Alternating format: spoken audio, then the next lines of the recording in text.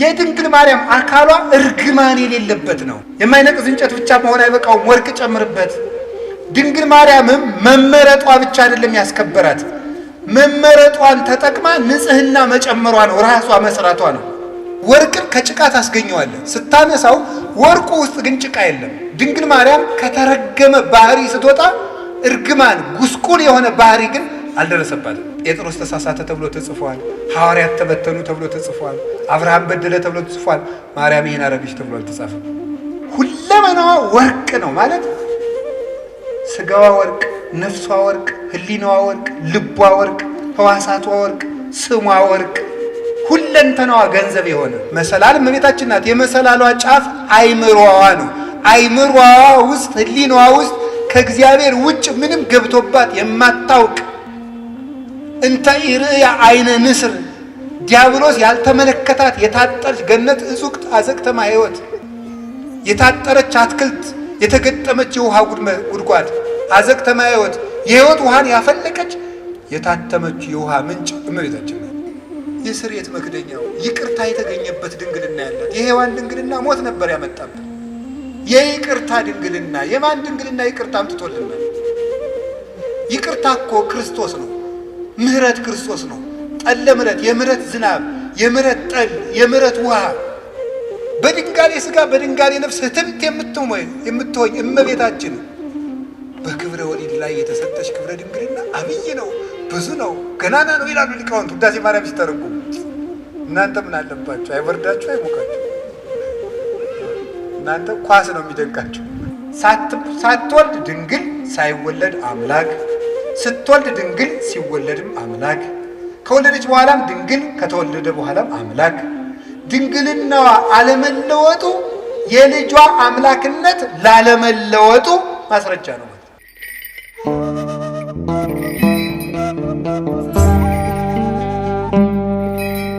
የእግዚአብሔር ታቦት ማርያም ናት። እስቲ የእግዚአብሔር ታቦት ማርያም ናት በሉ። የእግዚአብሔር ታቦት ማን ናት? ማርያም። በጣም ግሩም ነው። እመቤታችን ማርያም ናት። ዛሬ እጥፍ ድርብ ደስታ ነው። በሰንበት ላይ ደብረ ዘይት እንደሚሉት አባቶቻችን ታቦተ ጽዮን ላይ እመቤታችን ያለችበት ነው። የእግዚአብሔር ታቦት ለምንድን ነው የምንላት? እንግዲህ ታቦቱን ከምን አይነት እንጨት ስራው ነው ያለ? አቤት ከማይነቅዝ እንጨት በላዩ ላይ ምን አድርግበት ብሎታል? ወርቅ በሉ እንጂ በወርቅ ለብ ከማይነቅዝ እንጨት በሉ። ድገሙ ሁላችሁም አፍ ያላችሁ ሁሉ። ከምን አይነት እንጨት? በላዩ ላይ ምን ጨምርበት? ወርቅ ጨምርበት። ስንት ቀለበት አድርግለት? 4። በጣም ጎበዞች ናቸው። ከዛ በምኑ ላይ አነጋግርሃለሁ? በስርየት መክደኛው ብሉ እንጂ በሞት ይሄን ድገሙት። አቤት ማን ነው የሚያነጋግረው? እግዚአብሔር ይስጣችሁ። እንግዲህ ታቦት ማናት? እመቤታችን በሉ። ምክንያቱ ለምንድን ነው መሰላችሁ? ዮሐንስ ወንጌል ምዕራፍ 1 ቁጥር 46 ላይ ፊልጶስ ለናትናኤል እንዲህ ብሎታል። ረከብንዎ ለኢየሱስ ዘይብልዎ ማስያዝ ዘጸሐፈ ሙሴ በእንቲአሁ ወነቢያትኒ ተነበዩ ሎቱ አለ። ሙሴ ስለሱ የጻፈለትን ነቢያት የተነበዩለትን ማስያዝ የሚሉትን ክርስቶስን አገኘነው አለ። ማን የጻፈለትን? ጆሮ ሙሴ በሉ እንጂ ማን የጻፈለትን? እግዚአብሔር ይስጣችሁ። ሕፃናት ሁሉ ሙሴ ይላሉ። ደስ ይላሉ እኮ እንደው ሕፃናት እያወሩ ነው የሚሰሙ። እንደ ሴቶቹ እያወሩ ይሰማሉ አይደል? ታውቃላችሁ። ብዙ ጊዜ የሴቶች ማህበር ወግ ይበዛዋል፣ ግን እያወጉ ይሰማሉ። የሚያስገርማችሁ ነገር እኔ ይገርመኛል። እያወሩ የሚሰሙ ሴቶች ናቸው እና መልቲታስክ የሚሸከሙ ጎበዞች ናቸው። እውነት ሐሰት? አዎ በጣም ጥሩ ነው። እሺ ለምንድን ነው እያወሩ እንዲሰሙ አድርጎ የፈጠራቸው ብዬ ሳስበው እኔ ብዙ ልጅ ቢንጫጫባቸው የሁሉንም መንጫጫት እንዲሰሙ ነው መሰል እላለሁ። ያኛው እማዬ እማማ ቢል ሁሉንም ይሰሙታል። እና ደግሞ ሴቶች ማህበር ውስጥ ተቀምጠው እየጠጡ ከውጭ ልጅ ቢያለቅስ የልጃቸውን ድምፅ እያወሩ ይሰማሉ። አይገርማችሁም? በጣም ነው የሚገርመኝ። እኔ እናትነት ትልቅ ነገር ነው። ከቃሉ ጋር ናችሁ። ስለዚህ እግዚአብሔር ታቦት ስላለው ታቦት እመቤታችን ናት። መጀመሪያ ከማይነቅዝ እንጨት ማለት ምን ማለት መስላችሁ? ከማይነቅዝ ነቀዝ መብላት ማለት ምን ማለት ነው? መቆንቆን መንቀዝ ምንድን ነው? እርግማን ኃጢአት ማለት ነው። ከማይነቅዝ እንጨት ታቦቱን ስራው አለ። የድንግል ማርያም አካሏ እርግማን የሌለበት ነው። አሁን ቅድም ነግሬያችኋለሁ። ሙሴ ስለሱ የጻፈለትን ኢየሱስን አገኘ ነው አለ። ሙሴ ስለሱ የጻፈለትን ካለ ሙሴ በኦሪት ዘጸአት ኢየሱስ ክርስቶስ አማኑኤል የሚል ስም ተናግሯል? አልተናገረም። ታዲያ ምንድን ነው የተናገራቸው ነገሮች ሁሉ ለማን የተናገሩ ናቸው? ስለ ክርስቶስ በምስጢር የተነገሩ ናቸው ማለት ነው። ስለዚህ ነበር ምን አለ? ትፈቅዱ ትህስሱ መጻሕፍተ ወይመስለክሙ ከመ ቦቶን ዘትረክቡ ሕይወተ ዘላለም እማንቱ ሰማዕቴ። መጻሕፍትን ትመረምራላችሁ በእነሱም ሕይወት የምታገኙ ይመስላችኋል፣ እነርሱ ግን የእኔ ምስክሮች ናቸው አላቸው። ዮሐንስ ወንጌል ምዕራፍ 5 ቁጥር 44 ላይ እንዲህ አላቸው፣ ሶበሰ አመንክምዎ ለሙሴ እማመንክሙኒ ኪያየኒ። ሙሴን አምናችሁት ኖሮ ቢሆን እኔንም ታምኑ ነበር። እስመ ውእቱ ጸሐፈ በእንቲአየ፣ እሱ ስለ እኔ ጽፏልና አለ። ዮሐንስ 5:46 ላይ እሱ ስለ እኔ ጽፏልና ሙሴን ብታምኑ እኔንም ታምኑ ነበር አለ። እንግዲህ በሙሴ የተጻፈው ጽሑፍ ሁሉ ለክርስቶስ ቀጠሮ ነበር ማለት ነው። ገባችሁ? ምእመናን ለክርስቶስ ቀጠሮ ነበር። በምንድን? በምስጢር ማለት ነው። በምስጢር እንደዚያ ከሆነ ለምሳሌ ኦሪት ዘጸአት ምዕራፍ 25 ስለ ኢየሱስ ክርስቶስ የተጻፈ ነው። እንዴት ተብሎ ነው የተጻፈው? ታቦት እናቱ ቃል እሱ ተብለው ተጽፈዋል ማለት ነው። እናቱ ታቦት እሱ ደግሞ ቃል ተብሎ ተጽፏል። እንዲህ ብሎ ነው የተጻፈው። ኦሪት ዘጸአት ምዕራፍ 25 ቁጥር 1 ላይ ማይነቅዝ እንጨት፣ እንግዲህ እናቱ ታቦት ናት። በታቦቱ ውስጥ የእግዚአብሔር ቃል አለ። ክርስቶስ ደግሞ ቃል ነው። በቀዳማዊ ሕልውናው ቃል ይባላል። ዮሐንስ ወንጌል ምዕራፍ 1 ቁጥር 1 ላይ በመጀመሪያ ቃል ነበረ ብሎ ቁጥር 14 ላይ ቃል ሥጋ ሆነ እንዳለ ክርስቶስ ቃል ይባላል።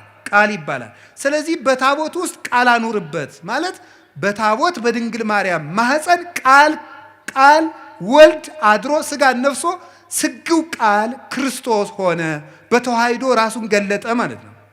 ስለዚህ እመቤታችን ታቦት ናት። ክርስቶስ ምን ይሆናል? ቃል ይሆናል። እንደዚያ ከሆነ ቃሉ የሚገባበትን ታቦት የማይነቅዝ እንጨት ይሁን ማለት ድንግል ማርያም እግዚአብሔር የሚያድርባት ስለሆነች የእሷ አካል እርግማን የሌለበት ነው ማለት ነው። የማይነቅዝ እንጨት ነው።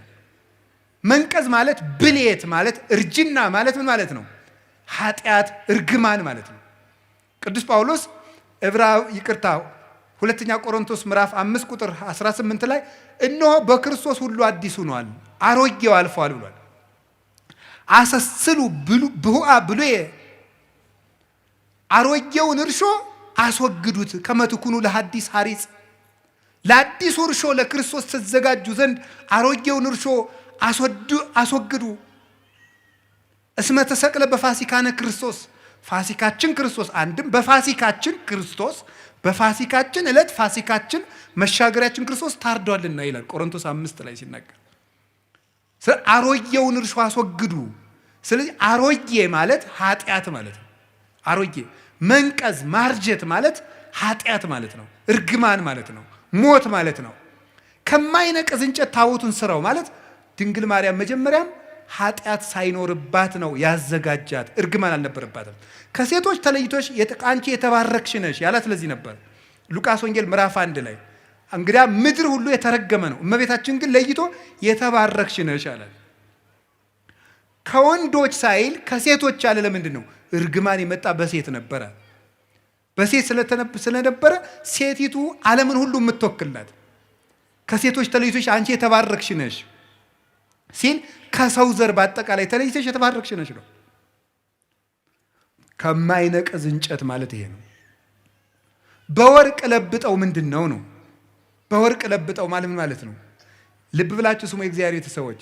መጀመሪያ ከማይነቅዝ እንጨት ስራው ማለት እንጨቱ መጀመሪያ በተፈጥሮ ይሄ ሁሉ ታቦቱ ረጅም ዘመን ሲቀመጥ እንዳይነቅዝ ነው። ከማይነቅዝ እንጨት ስራው አለው፣ እንዳይፈርስ ነው። ይሄ ማለት ምን ማለት ነው? ድንግል ማርያም መጀመሪያ አካሏ የአዳም ሸክም የሌለበት እርግማን የሌለበት አድርጎ እግዚአብሔር አዘጋጀው። እንዴት ይሆናል? በእግዚአብሔር ኃይል ይሆናል። ታምር ነው የእሷ ነገር። ከማይነቅዝ እንጨት። በወርቅ ለብጠው ማለት ደግሞ ወርቅ የተባለ አንደኛውን ከማይነቅዝ እንጨት ተፈጥሮ ተሰርቶ ደግሞ ወርቅ ሲለበጥበት ታቦቱ ለብዙ ዘመን የሚኖር ይሆናል ማለት ነው። ወርቅ የተባለ የእመቤታችን ንጽህናዋና ቅድስናዋ ነው። የሰራችው ንጽህና ነው። ወርቁ በተፈጥሮ ብቻ አይደለም የሚጠበቀው። ወርቅ እንጨቱ የማይነቅዝ እንጨት ብቻ መሆን አይበቃውም። ወርቅ ጨምርበት። ድንግል ማርያምም መመረጧ ብቻ አይደለም ያስከበራት፣ መመረጧን ተጠቅማ ንጽህና መጨመሯ ነው፣ ራሷ መስራቷ ነው። መመረጥን መጠበቅ እንጂ መመረጥ አያስደንቅም። መምረጥማ የእግዚአብሔር ነው። መምረጥ የእግዚአብሔር ነው። አሁን አንዳንዶቹ ምን ይላሉ? እመቤታችን እኮ እንዲህ ብለን ስናከብራት ማርያም ምን ታደርግ ኖሯል? ሲመርጣት አልመረጥም ልትል ነው? እሷ ባትኖርም እኮ ሌላ ሴት የመምረጥ እድል አለው እግዚአብሔር። እግዚአብሔር ምን ይሳነዋል ይላል እንዴ? የእሷ ነፃ ፈቃድስ? ነፃ ፈቃድ ያላት ፍጡር እኮ ናት። እንጨት ናት እንዴ? ዝም ብሎ አስገድዶ ይመርጣታል? አይመርጣትም። ነፃ ፈቃድ አላት። እግዚአብሔር ስለጠበቃት ነው የምንል ከሆነ እንደዚያ ከሆነ አዳምና ሔዋንም የበደሉ እግዚአብሔር ስላልጠበቃቸው ነው ብለን መልስ ማዘጋጀት እንችላለን።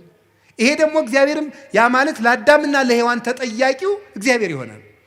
ድንግል ማርያም ንጹሕ የሆነችው እግዚአብሔር ስለጠበቃት ብቻ ከሆነ አዳምና ሔዋንም የወደቁ እግዚአብሔር ስላልጠበቃቸው ነው ማለት ነው። እንደዚያ ከሆነ ደግሞ በሔዋንና በአዳም አዳልቶባቸዋል ማለት ነው እግዚአብሔር ደግሞ ባህሪው እንደዚህ አይደለም። ፈታሒ በጽድቅ ኮናኔ በርት ነው። በእውነት የሚፈርድ ነው። ኮናኔ በርት እውነት የሚፈርድ ነው። ፍርድ አይገመድልም። ያ ማለት እኔም ቢሆን የምበድለው እግዚአብሔር ስላልጠበቀኝ ነው ማለት ነው። እንደዚያ ከሆነ ደግሞ ለኃጢአቴ ተጠያቂ ሊያደርገኝ አይገባም ማለት ነው። እመቤታችን ብቻ ከጠበቀ ሔዋንንስ ለምን እንዳትበድል አይጠብቃትም? እግዚአብሔር የማንንም ነፃ ፈቃድ አይሻማም። የድንግል ማርያምንም ነፃ ፈቃድ ያከብራል። የመበደል መብት አይነፍጋትም። እንዳትሳሳት አይከለክላትም። እሷ መጠበቋን መመረጧን አጽንታ በጠበቀች ንጹሕና በጸናች መጠን እግዚአብሔርን በእጁ እየደገፈ ጠበቃት። የመጀመሪያውን እሱ ባርኮ ሰጣት። አካሏን ከማይነቅዝ እንጨት። እንጨቱ አለመንቀዙ በተፈጥሮ የተገኘ ነው። እግዚአብሔር ያነው እንዲያርጎ የፈጠረው። ድንግል ማርያም ርግማን የሌለባት መሆኗ በእግዚአብሔር እጅ ነው። በወርቅ መለበጥ ግን የሰው ነው። ንጽህና ጨምሮ መኖር ግን የሷ ነው። ስማ አርአያ እግዚአብሔር ይላሉ ሊቃውንቱ። እግዚአብሔር መረጣት ይሉና ቢመርጣትማ ምን ይደንቃል? እንድትመረጡና ብትገኝ ነው እንጂ ይላሉ። እንድትመረጡና ተገኘች። ምርጫዋን ደግሞ አጸንታ ያዘች። ቅዱስ ጳውሎስ መመረጣችሁን ታጸኑ ዘንድ ከፊት ይልቅ አሁን ትጉ ያለን ለዚህ ነው።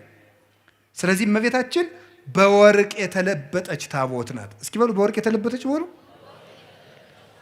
እማይነቅዝ የሚለው ትርጉሙ ምንድን ነው? አይ እናቶች እንደው ምእመናን እንደው ደጋግናችሁ እኮ እናንተ። እማይነቅዝ የሚለው ምንድን ነው ትርጉሙ? ለእመቤታችን ሲሆን ኃጢአት የሌለባት ነው። እርግማን የሌለባት። እስኪ እርግማን የሌለባት በሉ። ወይም የአዳም ጉስቁልና ያላረፈባት። እንጨቱ በተፈጥሮ የማይነቅዝ ነው። እመቤታችንም እግዚአብሔር ሲፈጥራት ከእናቷ ማህፀን ሲለያት እርግማን እንዳይኖር አድርጎ ነው የጠበቃት። አቀባ ጰራቅሊጦስም ከርሰማ ወይ ረኩሰት በምንትንም ዘፈጠራ። እንዴት ሊሆን ይችላል? ከመምጽውር ጽሩየ ገብረ አለ ቅዱስ ዮሐንስ አፈወርቅ። ይሄ እንዴት ሊሳካ ይችላል ካል ወርቅ ከጭቃ እንደሚገኘው ነው አለ። ወርቅን ከጭቃ ታስገኘዋለህ ስታነሳው፣ ወርቁ ውስጥ ግን ጭቃ የለም። ድንግል ማርያም ከተረገመ ባህሪ ስትወጣ እርግማን ጉስቁል የሆነ ባህሪ ግን አልደረሰባትም። አባቶቻችን በብዙ ነገር ተርጉሞ በሾህ መካከል እንደተከበበች ጽጌረዳ ይላል። ጽጌረዳ እባክ እሾሁ መሃል ላይ ናት። እሾሁ ግን የለባትም። ድንግል ማርያም የእርግማን እሾህ ባለበት ዓለም ውስጥ እርግማኑ ሳያርፍባት ወጣች። እንደ ጽጌረዳይቱ መዓዛዋን ብቻ ይዛል። መዓዛ አፏሃ ከመ ኮል ወኩሉ ነገራ በሰላም ያለ ቅዱስ ያሬድ ይህን ነው። አንደበቷ እንደ እንኮይ የሚያምር መዓዛውን ይዛ የወጣች እሾሁ ያልተከተላት ጽጌ ሃይማኖት ዘጸገየት በማእከለ ሐስዋክ። በሾህ መካከል አበባ የተገኘች የሃይማኖት አበባ መዓዛ ብቻ ያላት እሾሁ ግን የሌለባት የመካከለኛዋ ውብ ጽጌረዳ እመቤታችን ናት። እርግማን ያልነካት። ወርቁ ግን ራሷ የሰራችው ንጽህናዋ ነው። ዓይኗ ንጹህ፣ ጴጥሮስ ተሳሳተ ተብሎ ተጽፏል። ሐዋርያት ተበተኑ ተብሎ ተጽፏል። አብርሃም በደለ ተብሎ ተጽፏል። ማርያም ይሄን አረገች ተብሎ አልተጻፈም። አንደበቷ ክርክም ያለ ነውር የሌለባት በእውነት ጠባብ ወትህት ዘልህቀት በቤተ መቅደስ ውስጥ ተቀምጣ መልአክ እያነጋገራት ትዕቢት የሌለባት ትህት ጥበብን የተመላች እወቁኝ የማትል ልጇ በሆሳዕና እንኳን እንደው ግርግር ሰው ሁሉ ሲበዛ እንዴ የአምላክ እናት ፊት አድርጉኝ የማትል በትህትና እስቲ እዚህ ላይ እመቤታችን እንዲህ አለች ተብሎ ሰምታችኋል? ሐዋርያት አነጠፉ፣ ገሌ ፊት ሄደ፣ ጴጥሮስ እንዲህ አለ ሲባል እሷ እንዲህ ነኝ የማትል ይሄ አይገባኝም ይሄ ይገባኛል የማትል ስደት አይገባኝም ሳትል የተሰደደች መልካም ነገር ይገባኛል አክብሩኝ የማትል ትህትናን የተመላች ወርቅ። ትንቢተ ዘካርያስ ምዕራፍ 4 ቁጥር 2 ላይ ነቢዩ ዘካርያስ ርየ ተቃዋመ ማይቶት ዘካርያስ የወርቅ መቅረዝን አይቶት ነበረ። ምን ያለ ዘይትን የተመላ 7 አይጹቅ ያላት 7 ቅርንጫፍ ያላት መቅረዝ ዘይት ያለባት ኩለንተሃ ወርቅ ይላል። ሁለመናዋ ወርቅ የሆነ መቅረዝ አየው ይላል። ትንቢተ ዘካርያስ ምዕራፍ 4 ቁጥር 2 ላይ ቅዱስ ያሬድ ይህን ወስዶ ይላል ዘሕዝቅኤል እጹት ምስራቅ ዘዘካርያስ ተቃዋም ዘወርቅ ማርያም ኢቲ ዘውዳሴሃ እሙቅ። የሕዝቅኤል የምስራቅ በር የዘካርያስ የወርቅ መቅረዝ ምስጋናዋ ተቀርቶ የማያልቅ ማርያም ናት ይላል። ኩለንተሃ ወርቅ ሁለመናዋ ወርቅ ነው ማለት ስጋዋ ወርቅ፣ ነፍሷ ወርቅ፣ ህሊናዋ ወርቅ፣ ልቧ ወርቅ፣ ህዋሳቷ ወርቅ፣ ስሟ ወርቅ፣ ሁለንተናዋ ገንዘብ የሆነ ጸጋን የተመላች እጅ እግሯ ገንዘብ የሆነ ናት እመቤታችን። እኛ እኮ እንደው ብዙ የሚጣል ያለን እንደ ዱባ ታውቃላችሁ። በቤተ ክርስቲያን ስርዓት ዱባ ለቤተ ክርስቲያን ስለት አይገባም። አይገርማችሁ? ፍትሐ ነገሥት አንቀጽ 17 ላይ አንቀጸ ምጽዋት ላይ ዱባ ለቤተ ክርስቲያን አያምጡ ይላል። ለምን? ዱባ ብዙ የሚጣል አለው። አያችሁ? የሚጣል ነገር የሚበዛባቸው ሰዎች ቤተክርስቲያን አይጉ ማለት ነው። ዱባቱ ነው። እሺ ዱባ ማለት የሚጣለው የሚበዛ ነው። እንደው እኛ እኮ ብዙ የሚጣል ነገር አለን። እንደው ብዙ ወጥቶ የሚወድቅ ጓዛ ምነን እንደው ይሄን እና ዱባቱና ቅልም አይገባም ይላል። ውስጡ መራራ ነውና መራራ ሰዎች በቤተክርስቲያን ርስት የላቸውም ማለት ነው። መራራ መሆን ክፉ ነው። ስለዚህ እመቤታችን ግን የሚጣል የሌላት አልብኪ ነውር ወይ ምንትኒ በላይሌኪ ኩለንታኪ ሰናይት እንተሃቤ ወዳጄ ሁለንተናሽ ውብ ነው ምንም ነውር የለብሽም ብሏታል ልጇ ሰሎሞን።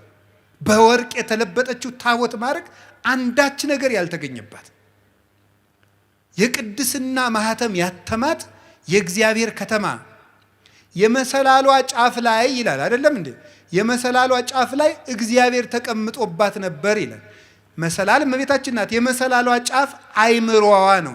አይምሮዋ ውስጥ ህሊናዋ ውስጥ ከእግዚአብሔር ውጭ ምንም ገብቶባት የማታውቅ እንተ ኢርእያ አይነ ንስር ዲያብሎስ ያልተመለከታት የታጠረች ገነት እጹቅ አዘቅተማ ሕይወት የታጠረች አትክልት የተገጠመች የውሃ ጉድጓድ አዘቅተማ ሕይወት የሕይወት ውሃን ያፈለቀች የታተመች የውሃ ምንጭ እመቤታችን ናት። የእግዚአብሔር ታቦት ይሏችኋል ማርያም ናት። 2 ክንድ ከስንዝር ያለው ከአዳም እስከ ኖህ ያለው ጊዜ ነው። እሱ 2256 ዘመን ይሆናል። 1 ክንድ ከስንዝር የሚለው ከኖህ እስከ ሙሴ ያለው ነው 1644 ይሆናል። 1 ክንድ ከስንዝር ቁመት ወርድ ቁመት አቆልቋይ 1 ክንድ ከስንዝር የሚለው ደግሞ ከሙሴ እስከ እመቤታችን 1600 ይሆናል። ይህን ስትገጥሙት 5500 ዘመን እንዲህ ያለ ታቦት አበጅ ማለት 5500 ዘመን ሲያልቅ የምትመጣ የእግዚአብሔር ማደሪያ ታቦት አለች ማለት ነው። 4 ቀለበት አብጅለት ማለት 4 ቀለበት ማለት አይን፣ ጆሮ፣ እጅ፣ አፍንጫ። ስለዚህ 4ቱን ቀለበት በወርቅ ለብጠው የወርቅ ቀለበት ማብጅለት ማለት እመቤታችን በጆሮዋ አልበደለችም፣ በዓይኗ አልበደለችም፣ በአፍንጫዋ አልበደለችም፣ በእጇ ዳሳ አልበደለችም። አራቱን ቀለበት ወርቅ አድርገው ማለት ሰው የሚበድላቸው በሮቿ ሁሉ የእመቤታችን ንጹህ ናቸው እንደ ጠራ ወርቅ።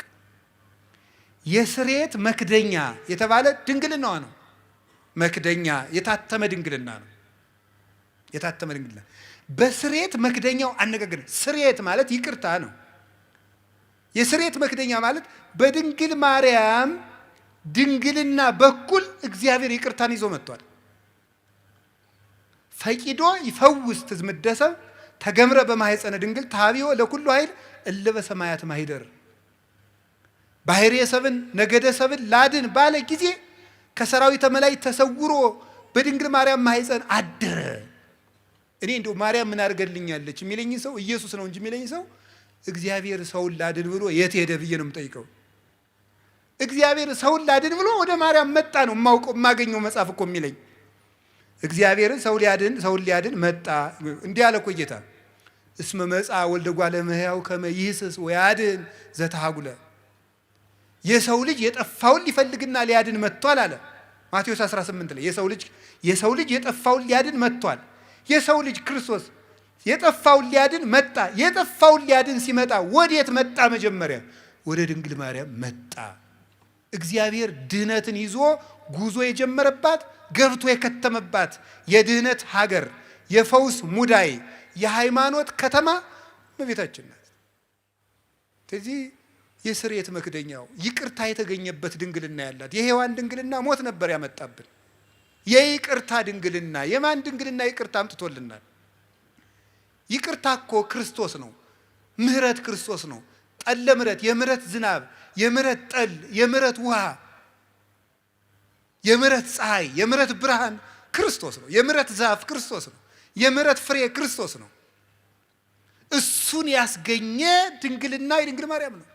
ምህረት የሰጠ ድንግልና፣ ምህረት የፈሰሰበት ድንግልና፣ ምህረትን ለዓለም ያሳየ ድንግልና የማርያም ድንግልና ነው። ዝም ብሎ ድንግልና አይደለም። ጓዲድ አብዩቱ ስብሐተ ድንግልናኪ በማርያም ድንግል ፍጽምት በድንጋሌ ሥጋ በድንጋሌ ነፍስ ህትምት የምትሆኝ እመቤታችን በክብረ ወሊድ ላይ የተሰጠች ክብረ ድንግልና አብይ ነው፣ ብዙ ነው፣ ገናና ነው ይላሉ ሊቃውንት ውዳሴ ማርያም ሲተረጉሙ። እናንተ ምን አለባችሁ? አይበርዳችሁ፣ አይሞቃችሁ። እናንተ ኳስ ነው የሚደንቃችሁ። እንዲሁ ተጃጅላችሁ ያለቃችሁ ሰዎች ይቅር በሉኝ እሺ። ገሎ ማዳን ዘይቤ ማለት ነው። እሺ ከቃሉ ጋር ናችሁ። እግዚአብሔር ከሁላችን ጋር ይሁን። እና ይሄ እስቲ የስርየት የድንግል ማርያምን ድንግልና የስርየት መክደኛ በሉት። በእውነት በሉ እንጂ የስርየት መክደኛ ያለበት ምክንያት ድንግልናዋ ማህተመ ድንግልናዋ ስላልተፈታ ነው። ስርየት የተባለ ደግሞ ይቅርታን ለዓለም ያወጣ ድንግልና የእመቤታችን ድንግል ነው። እኔ እውነቴን ነው። አይ ካህናት የታደሉት እመቤቴ ለማኅፀንኪ እግዝእቴ በረከቱ እፈቱ እግዚአብሔር ዘተጸውረ ቦቱ ይላሉ። እመቤቴ ማርያም ሆይ የማኅፀንሽን በረከት እፈልገዋለሁ፣ ይድረሰኝ የማኅፀንሽ በረከት። እግዚአብሔር ያደረበት ወደዚች ምስራቅ የማይዞር ማን ነው? ፀሐይ ጽድቅ ኢየሱስ ክርስቶስ ወጥቶ የሚያጽደለድልባትን ያችን ምስራቅ ዘወር ብሎ ማየት የማይፈልግ የጨለማው ልጅ ካልሆነ በቀር እሱ ማን ነው? መዞር የሚያሰኘኝ እኔ ወደ እመቤታችን ነው። ወደ እሱ ያልዞርኩ ወዴት ልዞር ነው ዛሬ? የስርየት መክደኛ በስርየት መክደኛው አነጋግርሃለሁ። በሉ በስርየት መክደኛው በሉ።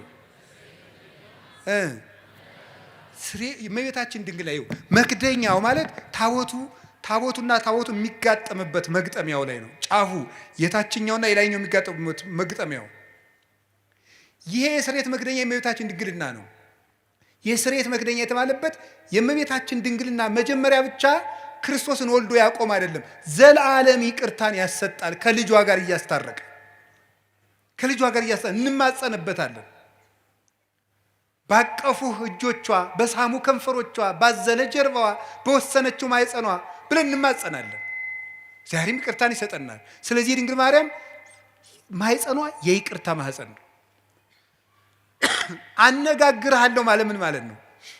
የድንግል ማርያም ማህፀን የሃይማኖት መስበኪያ ነው። የሃይማኖት ምስክር ነው። የእምነት መግለጫ ነው። ወትሜህሮሙ ሰጊደ ለስሉስ ማህያዊ ለማህያዊ ሥላሴ ስግደትን የምታስተምርላቸው ናት። ድንግል ማርያም እምነትን የምትገልጥ ናት እንጂ እምነትን የምትጋርድ አይደለችም። እመቤታችን ዘላለማዊ ድንግልና ነው ያላት። የስሬት መክደኛው አይፈታም። ለምንድን ነው የማይፈታው? ለምንድን ነው የማይፈታው? አካላዊ ቃል ነው የገባበት። የእግዚአብሔር ቃል ነው ያደረበት። ለምን ሲባል እግዚአብሔር የሚነጋገርበት የስሬት መክደኛ ነው። ያ ማለት የድንግል ማርያም ማህፀን የእምነት ሰባኪ ነው። እንዴት ነው የሚሰብከው? ሳትወልድ ድንግል ናት። እስኪ ሳትወልድ ድንግል በሉ። ስትወልድ ድንግል በሉ። ስትወልድ ድንግል በሉ።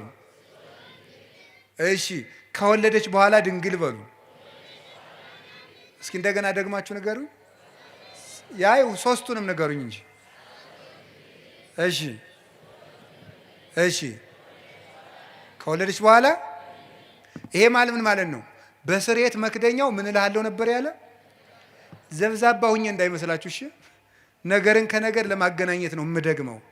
እሺ፣ በስሬት መክደኛው ምን አረጋለሁ ነው ያለው? የስሬት መክደኛ ያልነው በሐዲስ ኪዳን ሲተረጎም ምንድን ነው?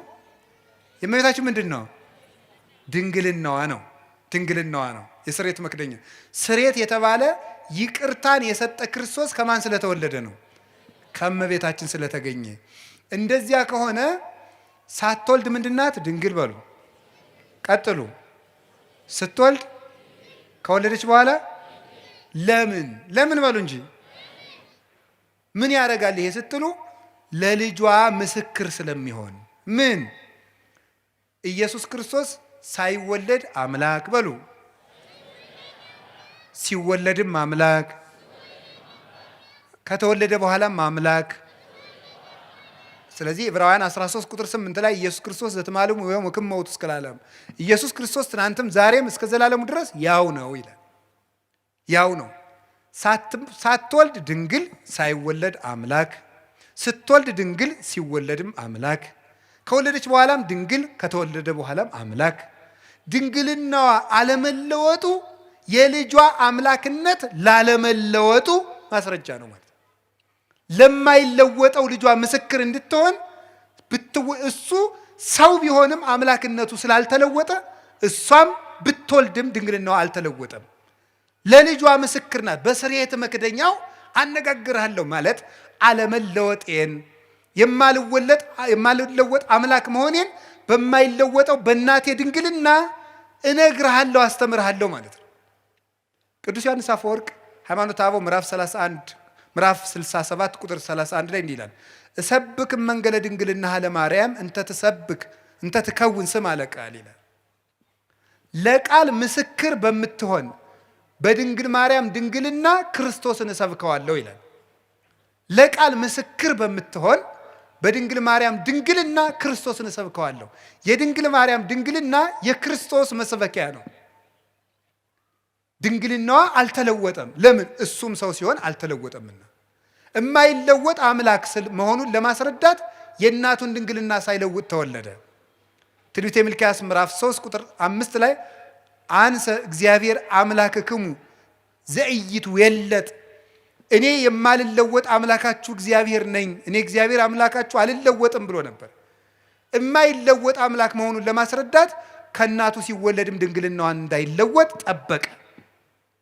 አቀበ ማኅተመ ድንግልና ከመትኩን መራሒተ ለሃይማኖት አበይ፣ አቀበ ማኅተመ ድንግልና ከመ በጽንሳ መንክር ትኩን መራሒተ ለሃይማኖት አባይ። ድንቅ በሚያሰኝ ማኅተመ ድንግልናዋ ለታላቂቱ እምነት ምስክር ትሆን ዘንድ ድንግልናዋን ጠበቀው ይላል። ስለዚህ የድንግል ማርያም ድንግልና ለክርስቶስ አለመለወጥ ምስክር ነው። ክርስቶስ ሰው የሆነ አምላክ ነው። ሰው የሆነ አምላክ ነው። ሰው ብቻ አይደለም፣ አምላክ ብቻ አይደለም፣ ሁለትም አይደለም፣ ነጠላም አይደለም። ሰውነቱ በአምላክነት እንዳልተለወጠ ድንግል ስለሆነች እናትነት አልቀረባትም። አምላክነቱ በሰውነት እንዳልተለወጠ ድንግልናዋ በእናትነት አልተለወጠባትም። አምላክ ወሰብ ስለሆነ ሁለት ባህሪ እንደማይባል ሁሉ ድንግልም እናትም ስለሆነች ሁለት ሰው አይደለችም። እናቱ አንድ ሁና ድንግልም እናትም እንደሆነች ክርስቶስ አንድ አካል አንድ ባህሪ ሲሆን አምላክነቱ በሰውነት ሰውነቱ በአምላክነት ያልተለወጠበት በተአቅቦ የሚኖር በተዋሂዶ ክብሩን የገለጠ ስግው ቃል ወልድ ዋሕድ አምላክ ወልደ አምላክ ይባላል። እንግዲህ ከገባችሁ ይግባችሁ፣ ይገባችኋል፣ ደግሞ ይገባችኋል። ይዛችሁታል? እሺ። ድንግል ማርያም ድንግል ናት በሉ። እሺ። እናት ናት በሉ። ክርስቶስ እሳ አምላክ ነው በሉ። ሰው ነው በሉ። ደግሞ ድንግል እናት ግን ሁለት ናት። ክርስቶስ አምላክ ነው፣ ሰው ነው፣ ሁለት ነው አይደለም፣ አንድ ባህሪ ነው። ስለዚህ የተዋህዶ ምስክር ናት ማለት ነው። የተዋህዶ ምስክር እንድትሆን ድንግልናዋን የጠበቀበት ምክንያት ለዚህ ነው። ስለዚህ እግዚአብሔር በዚህ ነግሮናል። ትንቢተ ሕዝቅኤል ምዕራፍ 44 ቁጥር 2 ላይ ድንግል ማርያም ድንግል ሆና የሆነችውና በዘላለም ድንግልና የቀጠለችው ድንግልናው ያልተለወጠው ለምንድን ነው ብትሉ፣ አንደኛ ለልጇ ምስክር እንድትሆን ነው። አሁን ባልኳችሁ የልጇን አለመለወጥ እንድትመሰክር፣ የልጇን ተዋህዶ እንድትመሰክር፣ ለልጇ ምልክት እንድትሆን። ትንቢተ ኢሳይያስ ምዕራፍ 7 ቁጥር 11 ላይ እግዚአብሔር ይውበክሙ ትእምርተ፣ እግዚአብሔር ምልክት ይሰጣችኋል፣ ድንግል በድንግልና ጸንሳ በድንግልና ትወልዳለች፣ ስሙንም አማኑኤል ትለዋለች አለን። ማቴዎስ ምዕራፍ 1 ቁጥር 23 ላይ በነቢይ የተነገረው ይፈጸም ዘንድ ስሙን አማኑኤል ትበለው በለው፣ ድንግል በድንግልና ትወልዳለች፣ ስሙም አማኑኤል ይባላል የተባለ ይፈጸም ዘንድ አለ። እግዚአብሔር ምልክት ይሰጣችኋል፣ ድንግል ትወልዳለች አለ። ድንግል ማርያም ዘላለማዊ ድንግልና ከሌላት ምልክትነቷ ምንድን ነው? ምልክት የሆነችው እኮ ዘላለማዊ ድንግልና ስላላት ነው።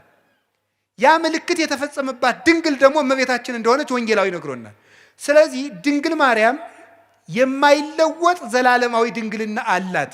ለምን? ምስክር እንድትሆን። ወዲህም ደግሞ ለምንድን ነው የማይገባባት ሲባል ሌላ ባል አላገባችም፣ ሌላ ልጆችን አልወለደችም። ለምን? የኃያላን አምላክ እግዚአብሔር ስለገባባት። ሕዝቅኤል ምዕራፍ 44 ቁጥር 4 ላይ እንደተነገረው የሰራዊት ጌታ እግዚአብሔር ገብቶባታልና ሌላ አይገባባትም፣ ተዘግታ እጹታ ትነብር ለዓለም፣ ለዘላለሙ ታትማ ትኖራለች። መልስ ለምን? እግዚአብሔር ስለገባባት። እግዚአብሔር ስለገባባት። አንዳንዶቹ ምን ሊሏችሁ ይችላሉ? አረ ትንቢተ ሕዝቅኤል ምዕራፍ 44 እኮ ስለ ማርያም የሚመለከት አይደለም ይላል። አይድረስ እኮ ነው እናንተ። ደንቆሮና እንትን አሉ እንዴ፣ ብልህና ጅል ተከራክረው አሉ፣ ጅል አሸነፋሉ። ምን ብሎ ሲባል እምቢ ብሎ። እንዲሁ ግርማችኋል እኮ። እንደዚህ ነው። ምንድነው የሚለው? እምቢ። እንደዚህ ነው። መልሱ ምንድን ነው? አይደለም። እንዴት ብሎ አይደለም ይባላል? እንዲሁ እኮ ይገርማል። እንዲሁ ምን ይሻላቸዋል? ድንቁርና ነውር ነው። ድንቁርና እንዲሁ ጥበብ ቤቷን ሰራች እንደተባለ ጥበብ ድንቁርና ቤቷን ሰራች፣ 7 ምሰሶም ማቆመች ያስብላል። እነዚህ እኮ ነውር ነው። ስለ እመቤታችን አይደለም ለማለት ምንድን ነው ማስረጃ? አንድ እኮ እንዲሁ የመጽሐፍ ቅዱስ መንፈሳዊ ሕይወት አለ። በስነ ጽሑፍም ቢሆን ሕግ አለ።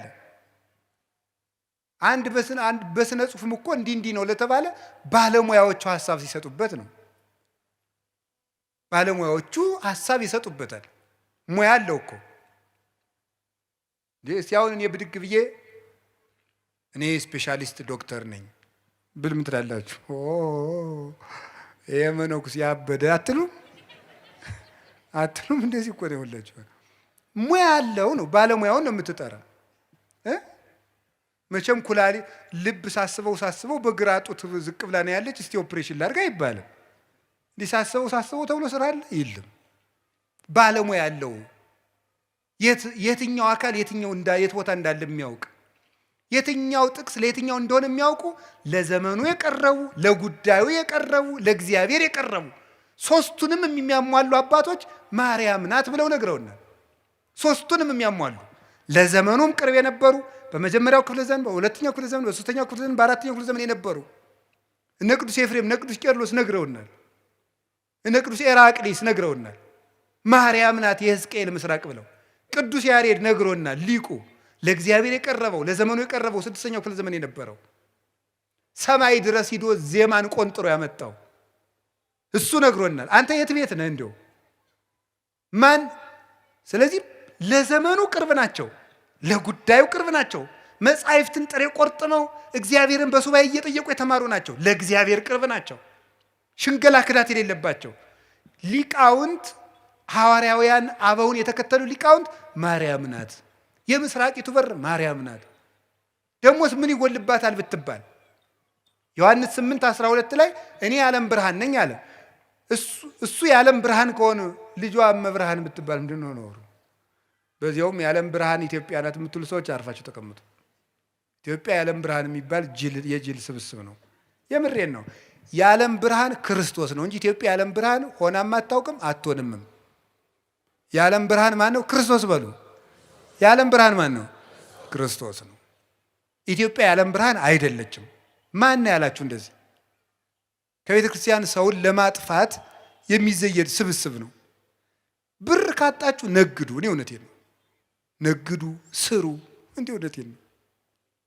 የኢትዮጵያ ሰው ብር መናቅ ይወዳል፣ ስራ መናቅ ይወዳል። ብር ደግሞ ለ2,000 ብር ይላል። ወይ ጥጋ እንዲው እናንተ እንዲው አንዳንዱ ደግሞ ኩራት ራት ነው ይላል። እንዲው ከመጨለት ወዲህ ነው ራቱ ነው የሚያውቁ ኩራት። እንዲው እስቲ ቅመሰው እንዲው እየኮራ 3 ቀንጠኛና እንዲው ሲለበልብ ታገኘዋል። እንዲው እውነቴን ነው። ስሩ ልቅ ኩራት ራቱ ነው ያውቅ። ሲራክ ምን አለ? 3 ሰዎች ነፍሴን አበጻጯት አለ። ሴሰኛ ሽማግሌ፣ ንፉግ ባለጸጋ እና ትዕቢተኛ ድሃ እንዲው ነፍሴን አበሳጯታል። ይሁላችሁ እሱ ነው የምነግራችሁ። ስሩ ዝም ብላችሁ። እኛ ኢትዮጵያውያን ምንም የሚጠቅም ነገር የለም። መስራት፣ መጽደቅ፣ መፎከር ምንም አያመጣም።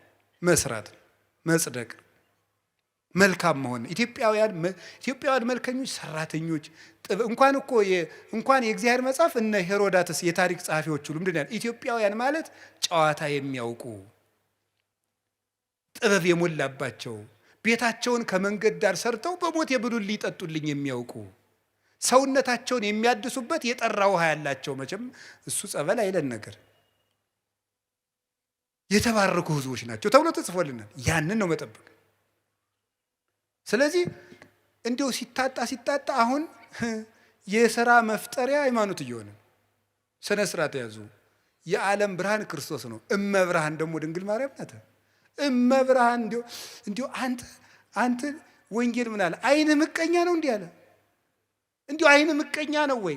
ልጇ ብርሃን ከሆነ እናቱ ደግሞ ማለት እናት ነው። እመብርሃን ማለት የብርሃን እናት ነው። እንዲሁ ያማሃል። እመብርሃን ማለት ምንድን ነው የሚቸግርህ? ልጇ ብርሃን ነኝ አለ። እንደወለደችው ደግሞ ነገረው ያው ወንጌል። እንዴት እመብርሃን አትላትም? ምቀኝነት እኮ ነው። ራይ ድረስ ነው። እንዲሁ በማይደረስበት ይቀናል እንዴ? ትባሸቃላችሁ እንዴ? ጠላት ከፈለጋችሁ ሰይጣን አልላችኋል እንዴ? እሱን አትሰላለፉትም? እንዲሁ ማርያም ምን አደረገቻችሁ? ምሕረት አዝላ በመጣች። ስለዚህ የእግዚአብሔር ቤተሰቦች እመቤታችን የብርሃን እናቱ የፀሐይ ጽድቅ እናት ናት። ስለዚህ ለምንድን ነው ድንግል ማርያም ዘላለም ድንግል መሆን ያስፈለጋት ሲባል ቅድም እንዳልኳችሁ ለልጇ ምስክር እንድትሆንና እግዚአብሔር ስለገባባት ነው። በእግዚአብሔር ዙፋን ፍጡር አይቀመጥም። እኔ ቀናተኛ አምላክ ነኝ፣ ክብሬን ለሌላ አልሰጥም ይላል የሰራዊት ጌታ እግዚአብሔር። እግዚአብሔር የገባባትን ማህፀን እግዚአብሔር የተቀመጠበትን ዙፋን ማንም ይቀመጥበት? እስቲ በሉ እንደው አሁን የቀበሌ አስተዳዳሪ በወረዳ አስተዳዳሪ ወንበር ይቀመጣል? እስቲ ሂድና ሞክራት። አሽሮ ይለቃል። የለም አይፈቀድም። እንደው መጠንን ታውቆ ነው። እሟይ ያቅምሽን አልሙ ያልም ያሉ አሉ አይደል ቄሴ። አንዲት እሟይ ምድግ ብለው የኔታ አቤት እንደው እኔ በህልሜ ታቦት ተሸክሜ ሰው እያጠኑ ህልም አይቼ አይ እሟይ እንደው ያቅምሽን አልሚ እንደው ከሆነም እኔ ታቦት ተሸክሜ እንደው አንቺ ብታጠኝ ይችላል። እንደው ባይሆን ያም አይሆንም እኮ እንደው ያም አይሆንም። እንደው በየት አልፎ ባይቲ ሀሊፈቂ ድጓታ ሚሄረቂ ያለ እንደው ነውር እኮ ነው። መጠን አለው ነው።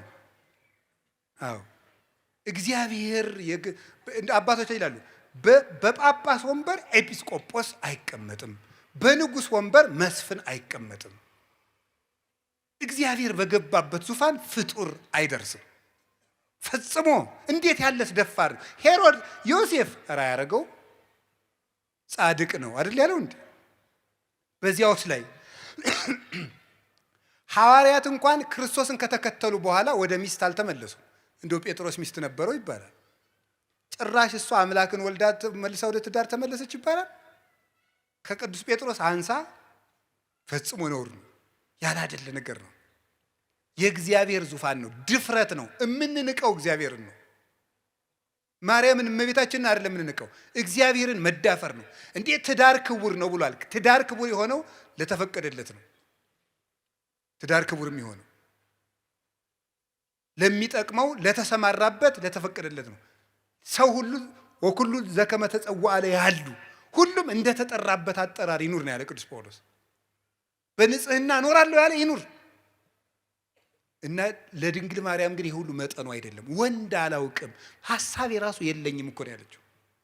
ቅዱስ ጎርጎርዮስ ዘንዚናዙና ዘኑሲስ የሚሉት እንደዚህ ብላ ስትናገር በቃ ዘግታ ጨርሳለች ማህተሟን ነው የሚሉት። ፈጽሞ ሐሳብ ራሱ ብልጭታ የሚባለው ራሱ መጥቶባት አያውቅም ስላለም የምታስበው እግዚአብሔርን ብቻ ነው። እንዲህ ያለች ነው የስርየት መክደኛ ያሰኛት ይሄ ነው። አማናዊት ታቦት እመቤታችን ናት። እመቤታችን ቅድስት ድንግል ማርያም ይሄ ታቦት ምን ያርፍበት ነበር? ብርሃን። እስቲ ብርሃን በሉ። አቤት! ከድንግል ማርያም ምን ተገለጠ? ብርሃን በሉ እንጂ። ያ ብርሃን ማን ነው? ክርስቶስ ነው። ብርሃን ያረፈባት ታቦት እመቤታችን። ያንን ብርሃን ምን ይከበው ነበር አልኳችሁ? በሉ እንጂ። ምን አለ? መንፈስ እግዚአብሔር ቅዱስ ይመጽእ ላዕሌኪ ወኃይለ ልዑል ይጼልለኪ። የእግዚአብሔር መንፈስ ባንቺ ላይ ይመጣል፣ የልዑል ኃይልም ይጋርድሻል። ሀብተ መንፈስ ቅዱስ የጋረዳት መንፈስ ቅዱስ በሀብተ መንፈስ ቅዱስ የተጋረደች። ቅዱስ ቄርሎስ ሲናገር መኑ ውእቱ ዘከማከ ዘከለለ መንበሮ በእሳት ይላል። ቅዳሴ ቄርሎስ ላይ ሲናገር መንበሩን በእሳት ያጠረ እንዳንተ ማን ነው ይላል። መንበር እናቱ ናት። በእሳት መታጠሯ መንፈስ ቅዱስ ይጋርድሻል መባሏ ነው። የታጠረች መንበር ናት። ያችን እሳት ደፍሮ እንኳንስ ረተው ጎበዝ እንኳን እመቤታችንን እኮ የሰማዩን ዙፋን እንኳን እናቷ አይደለም እኮ ያ ዙፋን ያንን እኮ ኪሩቤል ፊታቸውን ሸፍነው ነው ማየት አይቻልንም ብለው ማርያም እመቤታችን እንኳን ሊዳስሳት ሰው በስጋዊ ፈቃድ ሊቀርብ ይቅርና የሰማዩን እንኳን ማየት አልተቻላቸውም። እቺ ደግሞ እናቱ ናት። ስለዚህ እመቤታችን ቅድስት ድንግል ማርያም የእግዚአብሔር ዙፋን ናት። ደመና መንፈስ ቅዱስ የጋረዳት ናት። መስዋዕት ያርግ ነበር በታቦቱ። እመቤታችንንም ጸሎት እናሳርግባታለን ታቦት ስለሆነች። ቅዳሴ መሃል እመቤታችን ለምን ጠርለም ነው? ተፈስሒ ወዘንስእለኪ ዳይና ቅድስት ምልዕተ ክብር ድንግል በኩሉ ጊዜ ወላዲተ አምላክ እሙ ለክርስቶስ አይርይ ጸሎተነ ዲበ መልዕልት ሀበ ፍቁር ወልድኪ። ሌላ የለው። ድነተ ሥጋ ድነተ ነፍስን የምንለምንሽ ክብርን የተሞላሽ ቅድስት ወይ ደስ ይበለሽ። ወደ ልጅሽ ወደ ወዳጅሽ ወደ ላይ ጸሎታችንን አሳርጊ። በቃ የለ ታቦት ናታ። እስራኤል በታቦት ጸሎት ያሳርጉ ነበር። እኛ በእመቤታችን ታቦትነት ጸሎትን ወደ ልጇ እናሳርጋለን። ሰዎች ግን የሚመስላቸው ድንግል ማርያም አማላጅ ናት ሲባል የለም ክርስቶስ አርብ በደሙ ስላስታረቀን የእሱን አማላጅነት ትጋራለች ይመስላቸዋል። እንደዚህ አይደለም። የእመቤታችን ምልጃ ወደ ክርስቶስ የርቅ ስራ የሚያደርስ ነው እንጂ የክርስቶስን ደም ተካክሎ ወይም እኩል ሆኖ ወይም ተደምሮ ወይም ተባብሮ እኩል ያድናል ማለት አይደለም። ሰውን ሁሉ እየሳባችሁ ወደ እኔ አምጡት ብሎ ሐዋርያትን የላከ አምላክ እናቱንም የምሕረት ገመድ አድርጎ እሱ በደሙ ወደ ሰጠን ይቅርታ እንድንደርስ ጫፏን ይዘን ወደ እሱ የምንሄድባት የምሕረት ሀብል ናት እመቤታችን። ለዚህ ነው የሰጠን።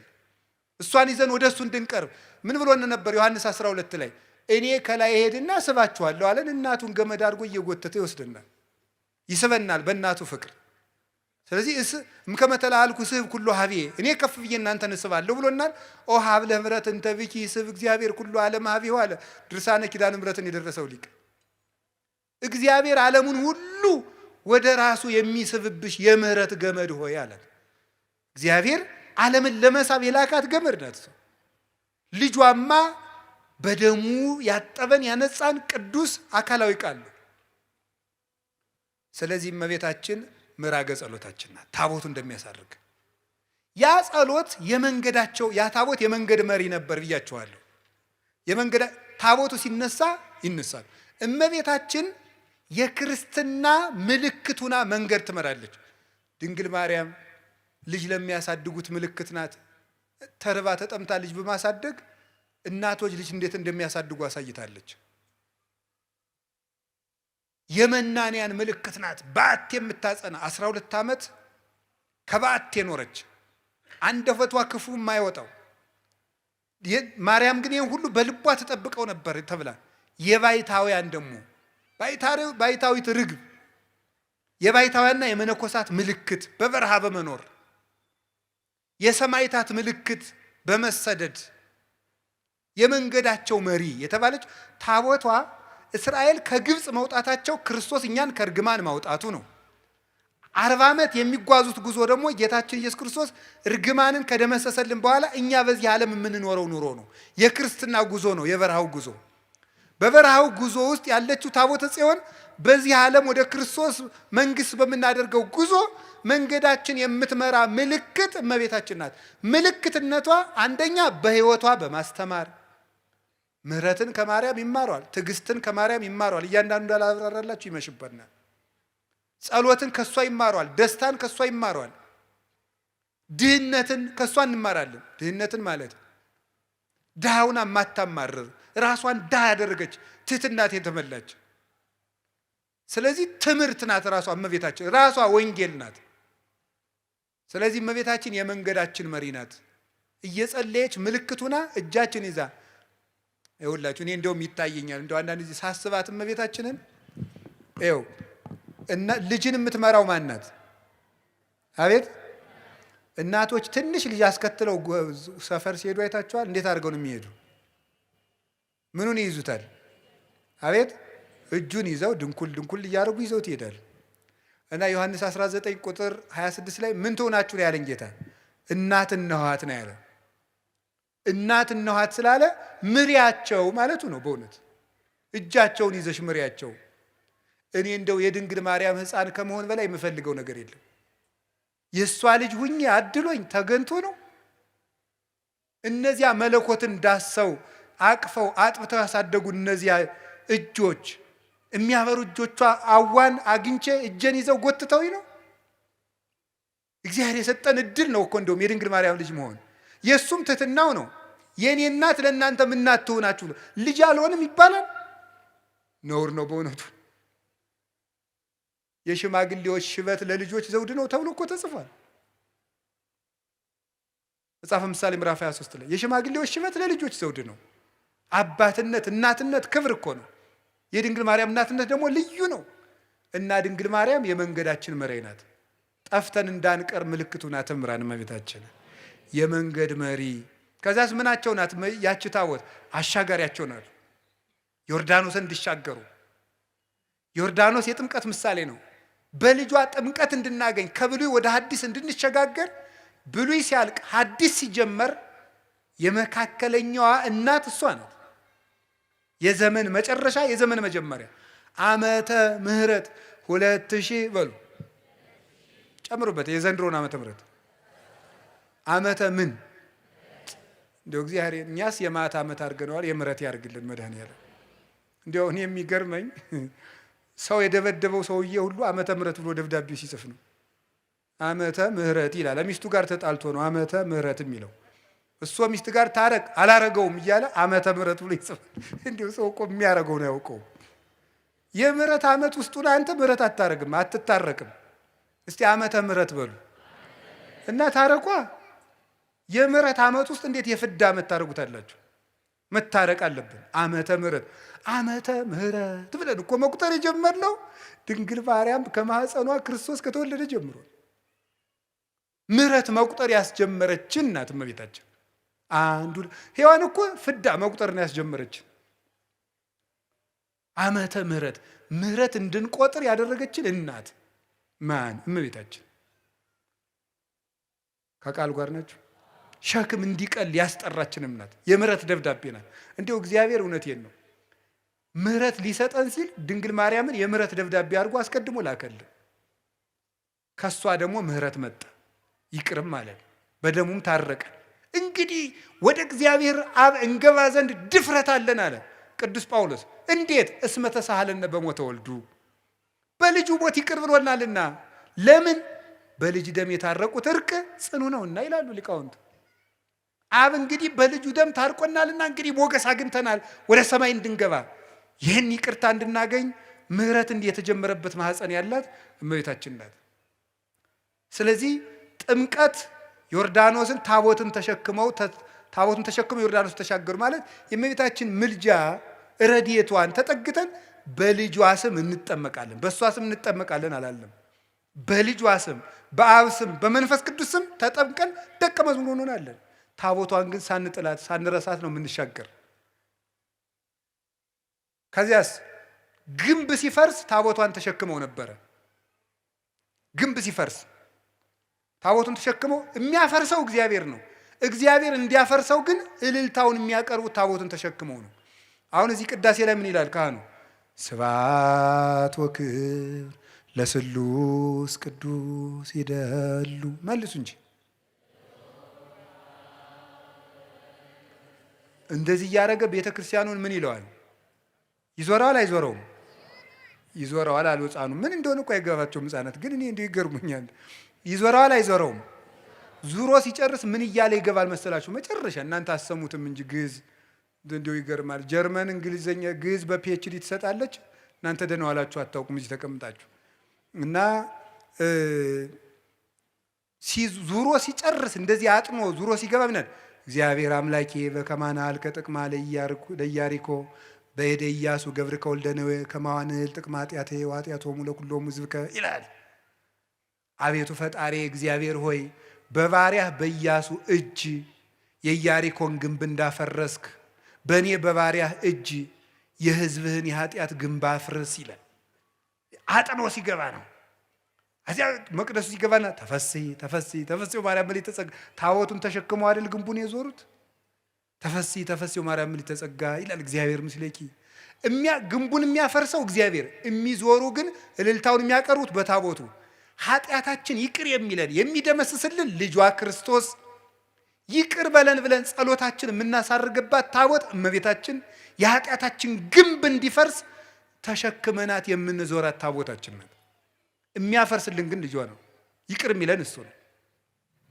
ከዚያት ርስት ይዘዋት የገቡ ታቦት እስቲ በሉ ርስት በሉ። ስለዚህ እመቤታችን መንግስተ ሰማያት ይዛን የምትገባ ታቦት ናት። ያችኛይቱ ርስት የመንግስተ ሰማያት ምሳሌ ስለሆነች ዳጎንን የቀጠቀጠችው ታቦት ተሰዳ ዳጎንን የቀጠቀጠች ማለት ድንግል ማርያም ተሰዳ ዲያብሎስ እንዲቀጠቀጥ በልጇ ታቦተ ጽዮን ያንን ዳጎን የቀጠቀጠችው በላይዋ ላይ በተጻፈው የእግዚአብሔር ቃል ነው። ድንግል ማርያምም አካላዊ ቃልን አዝላ ወደ ግብፅ ወደ ኢትዮጵያ ተሰዳ ዲያብሎስ በልጇ ኃይል እንዲቀጠቀጥ አድርጋለች። አሸንፋ የተመለሰች ማለት ሄሮድስም ሙቶ ዲያብሎስ ተነስቶ አሸንፋ በስደት ዲያብሎስን አሸንፋ የተመለሰችው ታቦት በአቢዳራ ቤት እንደባረከች 3 ወር ኤልሳቤጥን ተገኝታ የባረከች ዳዊት እየዘለለ እንዳመሰገናት ጽንስ እየዘለለ ያመሰገናት ማናት? ይቺ እመቤታችን። መጨረሳት በወርቅ የተለበጠች ናትና ታቦቱ አይነቅዝም። በወርቅ የተለበጠ ነውና በሉ ታቦቱ ምን አይልም?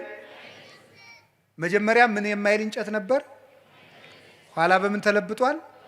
ስለዚህ ይነቅዛል። እመቤታችን መጀመሪያም እርግማን ሳይኖርባት ነው የፈጠራት። ኋላም ራሷ አልበደለችም። ሞት ደግሞ የኃጢአት ደመወዝ ነው። ሮሜ ምዕራፍ 6 ቁጥር 4 ላይ የኃጢአት ደመወዝ ሞት ነው ይላል። እመቤታችን ደግሞ አልበደለችም። ስለዚህ ሞት በእመቤታችን ላይ ስልጣን የለውም። ስለሌለው እመቤታችን አርጋለች። ለምን? ታቦት ስለሆነች። ታቦት ከማይነቅዝ እንጨት። ለምን? ሞት የመጣ በኃጢአት ነው። አዳም መሬት ነህና መሬት ግባ፣ መሬት ተመለስ የተባለው ስለበደለ ነው። እሷ ደግሞ ከዚያ በደል ነፃ ናት፣ ራሷም አልበደለችም። ስለዚህ የሞት ርስት በድንግል ማርያም ላይ የለም። ስለሌለም ታቦት ናትና ተነስታለች፣ የእግዚአብሔር ታቦት ስለሆነች።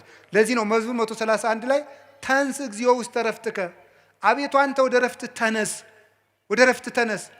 አንተ ወታቦተ መቅደስከ፣ አንተም ተነስ፣ የማደሪያ ታቦት ማርያምም ትነሳ። ስለዚህ ቅዱስ ዳዊት ምን አለ? ታቦት ናት አለ። ቅዱስ ጳውሎስ ደግሞ ምን አለ? ሊቀ ካህናት ክርስቶስ የገባባት ደብተራ ድንኳን ናት አለ። ዕብራውያን ምዕራፍ 9 ቁጥር 12 ላይ ወክርስቶስ ከዊኖ ሊቀ ካህናት ለእንተ ትበጽሕ ሰናይቱ በውስተ ትኄይሶተ አቢ ደብተራ እንተ ኢገብራ እደ ሰብእ። ክርስቶስ ግን ሊቀ ካህናት ሆኖ ሲመጣ የሰው እጅ ወዳልሰራት መቅደስ ገባ ይላል። ሊቀ ካህናት ሆኖ ሲመጣ ደብተራ፣ የሰው እጅ ወዳልሰራት፣ ደብተራ ማለት ድንኳን ነው። ደብተራ ብላችሁ ሰው አትሳደቡ። ደብተራ ማለት ድንኳን ማለት ነው። እንዲሁም ትርጉም የሌለው ነገር እኮ የምታወሩት። ደብተራ ማለት ድንኳን ማለት ነው። ምን እያላችሁ ነው? እንዲሁ ይገርማል። ሰማችሁ? እንዴ ግዕዝ እኮ ነው፣ የማታውቁት ልም ታወራላችሁ። ደብተራ ድንኳን ማለት ነው። ድንኳን ደግሞ የኦሪቲቱ ቤተ መቅደስ ናት ደብተራ የተባለች። ከዚያም እመቤታችን ናት። የሰው እጅ ወዳልሰራት መቅደስ ገባ አለ። ልብ ብላችሁ ስሙ። በብሉይ ኪዳን መቅደሱ ይፈርሳል። ለምን በሉ? የሚሞት ሊቀ ካህናት የሚያገለግልበት መቅደስ ስለሆነ። ክርስቶስ ግን ዘላለማዊ ሊቀ ካህናት ነው። ሞት በሱ ላይ ስልጣን የለውም። እነዚያን ሞት እስመ ይስዕሮሙ ሞት፣ እነሱን ሞት ይሽራቸዋል። ዕብራውያን 7:25 እስከ 27 እነሱን ሞት ይሽራቸዋል። እሱን ግን ሞት አይሽረውም። ክህነቱም የዘላለም ነው። እሱ የዘላለም ካህን ሊቀ ካህናት ስለሆነ እሱ የገባባት ቤተ መቅደስ ደግሞ የማትፈርስ ቤተ መቅደስ ናት። እሱ የባረካት ታቦት ናት። ስለዚህ ሊቀ ካህናቱ እንደማያልፍ ሁሉ ክርስቶስ የዘላለም ሊቀ ካህናት እንደሆነ እሱ የገባባት መቅደስም የዘላለም መቅደስ ናት። መቅደስ እንተይ ትትነሰት ደብተራ ፍጽምት ዘጳውሊ ዘይገብራ ወማይደሩ በጽድቅ ዘገብራ ካህሊ፣ ለሰራት ላዘጋጃት ሁሉን ለሚችል ለሱ ማደሪያው የሆነች የቅዱስ ጳውሎስ ፍጽምት ድንኳን ማርያም ናት አለን ቅዱስ ያሬድ። አባቷ ዳዊት እየዘመረላት፣ የልጇ ሎሌ አባቷ ዳዊት እየዘመረላት ፈለሰት ዘይበሊ ሀበ ዘይበሊ፣ ከሚፈርሰው ወደማይፈርሰው ዓለም አረገች። ለምን? ፍጽምት ድንኳን ስለሆነች፣ እማትፈርስ መቅደስ ስለሆነች፣ እማትነቅዝ ታቦት እንጨት ስለሆነች፣ በወርቅ የተለበጠች ስለሆነች ያቺ ታቦት ታየች። ቅዱስ ዮሐንስ ወንጌላዊ በራእይ የእግዚአብሔር ታቦትን አየዋት ያለን ታቦት እቺ ነበረች። ድንግል ማርያም ከሞት የተነሳችው ለምንድን ነው ከተባለ ታቦት ስለሆነች፣ የእግዚአብሔር ታቦት ስለሆነች ተነሳች። ያችኛይቱ ታቦት ትማረካለች፣ እንዲህ ትላለች። ለምን? የሚሞት ሊቀ ካህናት የሚያገለግልባት። መቅደሱ ይፈርሳል፣ የሚሞት ሊቀ ካህናት። ይችሳ ኦ መቅደስ እንተባቲ ተክህነ እግዚአብሔር፣ እግዚአብሔር ብቻ ለገባባት መቅደስ አንክሮ ይገባል ይላል ኤራቅሊስ ሃይማኖተ አበው ምዕራፍ 49 ላይ ሲናገር፣ እግዚአብሔር ብቻ ላገለገለባት መቅደስ አንክሮ ይገባል። እግዚአብሔር ብቻ የገባባት መቅደስ ድንግል ማርያም ናት። ወደ እሷ ገባ፣ አገለገለባት። እሱ ብቻ የገባባት ናት፣ ሌላ አይገባባትም። ሞትም ሊደፍራት አይችልም። ስለዚህ የሰው ልጅ መሆኗ እንዲታወቅ የልጇን አዳኝነት ቤዛነት መከተል ስላለባት እሷም ነፍሷ ከስጋዋ ተለይቶ ሞትን ቀምሳለች፣ ግን ተነስታለች። ስጋዋን የማፍረስ ስልጣን ከማይነቅዝ እንጨት የተቀረጸውን ታቦት ነቀዝ የመብላት ስልጣን እንደማያገኝ፣ ወርቁ እንደሚከለክለው ሁሉ እግዚአብሔር መጀመሪያ እርግማ እንዳይኖርባት ስለጠበቃት ንጽህናም ስላለ ሞት የእሷን ስጋ መድፈር አይችልም፣ አፈር ሊበላው አይችልም። ስለዚህም ተነሳች። ተነስታም ዮሐንስ ወንጌላዊ ታቦት ስለሆነች አየኋት አለ። አይ ታቦት ናት ያችማ ስንል ደግሞ ያችን ታቦት ሰው ናት ብሎ ነቁጭ አለ። ራዕየ ዮሐንስ ምዕራፍ 12 ቁጥር 1 ላይ በሰማይ ታላቅ ምልክት ታየ፣ ብእሲት እንተ ትለብስ ፀሐይ፣ ፀሐይን የለበሰች ወርኅታይተ ገሪሃ፣ ጨረቃ ከእግሯ ስር ያለች፣ ወከዋክብት በዲበ ርእሳ፣ በራሷ ላይ ከዋክብት ያሉላት ሴት አየች አለ። ዮሐንስ 11 ላይ ታቦት አየዋልና 12 ላይ ሴት አየዋለ። ያችም ማናት? ፀሐይን የለበሰች ናት። እንግዲህ ያው ፀሐይ ማን ነው? ክርስቶስ።